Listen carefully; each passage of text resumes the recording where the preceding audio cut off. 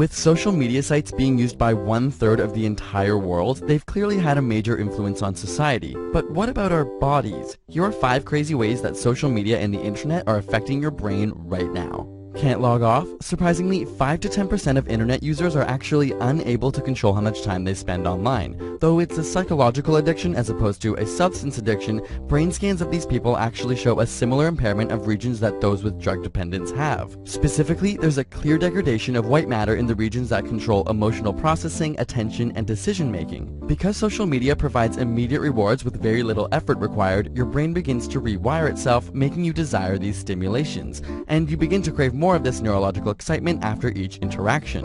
Sounds a little like a drug, right? We also see a shift when looking at multitasking. You might think that those who use social media or constantly switch between work and websites are better at multitasking, but studies have found that when comparing heavy media users to others, they perform much worse during task switching tests. Increased multitasking online reduces your brain's ability to filter out interferences and can even make it harder for your brain to commit information to memory. Like when your phone buzzes in the middle of productive work.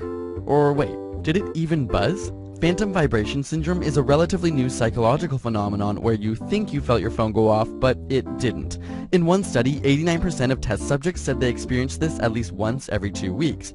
It would seem that our brains now perceive an itch as an actual vibration from our phone. As crazy as it seems, technology has begun to rewire our nervous system, and our brains are being triggered in a way they never have before in history. Social media also triggers a release of dopamine, the feel-good chemical. Using MRI scans, scientists found that the reward centers in people's brains are much more active when they're talking about their own views as opposed to listening to others. Not so surprising, we all love talking about ourselves, right? But it turns out that while 30 to 40% of face-to-face conversations involve communicating our own experiences, around 80% of social media communication is self-involved. The same part of your brain related to orgasms, motivation, and love are stimulated by your social media use, and even more so when you know you have an audience. Our body is physiologically rewarding us for talking about ourselves online. But it's not all so self-involved. In fact, studies on relationships have found that partners tend to like each other more if they meet for the first time online rather than with a face-to-face interaction. Whether it's because people are more anonymous or perhaps more clear about their future goals, there's a statistical increase in successful partnerships that started online. So while the internet has changed our verbal communication with increased physical separation,